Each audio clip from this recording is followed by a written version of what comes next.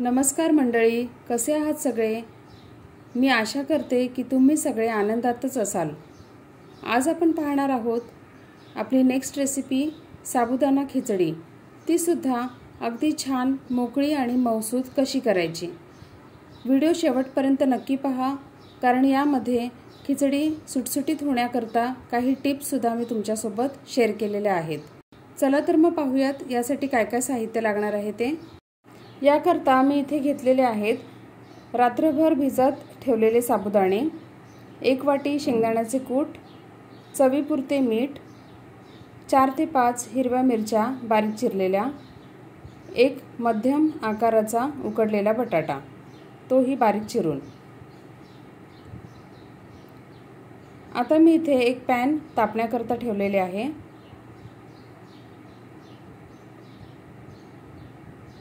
लक्षात ठेवा, शेंगदाण्याचे कूट हे मी शेंगदाणे भाजून नंतरच केलेले आहे।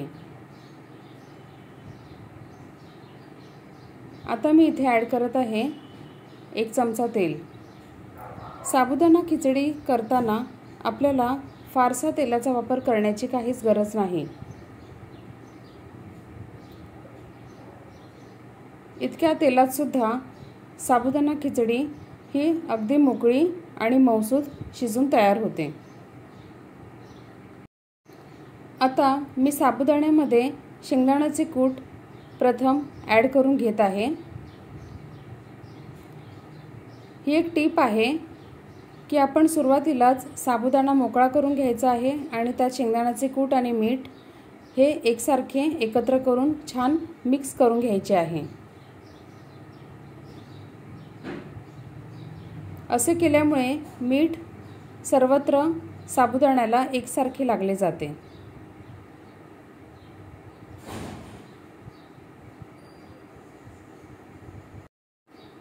तेल छान तापलेले आहे। आता मी इथे ॲड करत आहे हिरवी मिरची,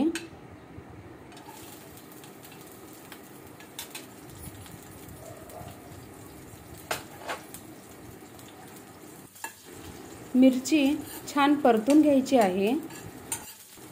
मिरचीचा हिरवा रंग हा आपल्याला तसाच ठेवायचा आहे, फारसा बदलून द्यायचा नाही। ही टीप इथे लक्षात ठेवा। आता मिरची हलकीशी परतून झाल्यानंतर आपण ॲड करणार आहोत उकडलेला बटाटा।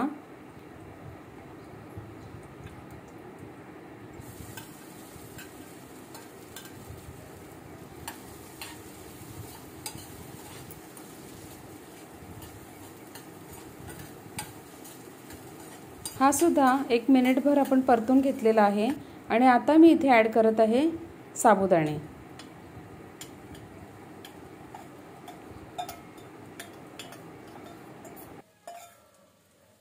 आता हे सर्व साहित्य आपण छान मिक्स करून घेऊयात आणि यानंतर यावर एक प्लेट झाकून 1 ते 2 मिनिटे हा साबुदाणा आपल्याला शिजवून घ्यायचा आहे। गॅसची फ्लेम ही बारीक ठेवायची आहे।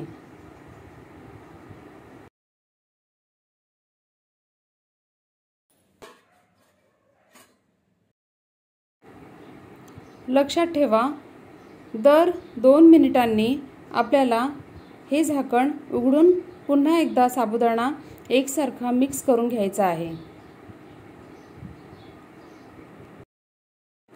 तुम्ही पाहू शकता, इतक्या कमी तेलावर सुद्धा ही खिचडी किती मऊसूत, मोकळी आणि सुटसुटीत अशी शिजलेली आहे। जरा सुद्धा कुठेही चिकट झालेली नाही।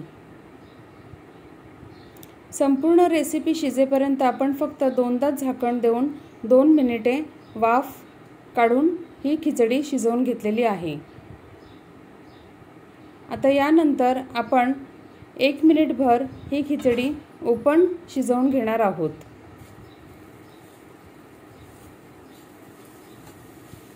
ही रेसिपी तुम्ही सकाळच्या न्याहारी करता किंवा संध्याकाळच्या छोट्याशा भुकेच्या वेळी किंवा कोणत्याही उपवासाला सहज करू शकता। अगदी झटपट आणि कमी वेळात शिजणारी अशी ही खिचडी आहे आणि लहानांपासून मोठ्यांपर्यंत सर्वांनाच आवडेल अशी ही रेसिपी आहे। जर तुम्हाला आवडत असेल तर थोडीशी साखरसुद्धा तुम्ही या खिचडीमध्ये ॲड करू शकता। मी इथे साखरेचा वापर केलेला नाही, कारण आमच्या मंडळींना गोडसर खिचडी खायला आवडत नाही। खिचडी रेडी झालेली आहे आणि गॅसची फ्लेम मी इथे ऑफ केलेली आहे। आता ही गरमागरम खिचडी आपण प्लेटिंग करून घेऊयात। जर तुम्हाला ही रेसिपी आवडली असेल तर पटकन व्हिडिओला लाईक, शेअर आणि सबस्क्राईब करायला विसरू नका। सोबत बेलचे आयकॉन दाबायला विसरू नका। भेटूयात लवकरच पुन्हा एका नवीन रेसिपीसोबत। तोपर्यंत खात रहा, खुश रहा, आनंदी रहा आणि माझा चॅनल पाहत रहा। व्हिडिओ शेवटपर्यंत पाहिल्याबद्दल खूप खूप आभार। तर भेटूयात लवकरच पुन्हा एका नवीन रेसिपीसोबत। तोपर्यंत धन्यवाद।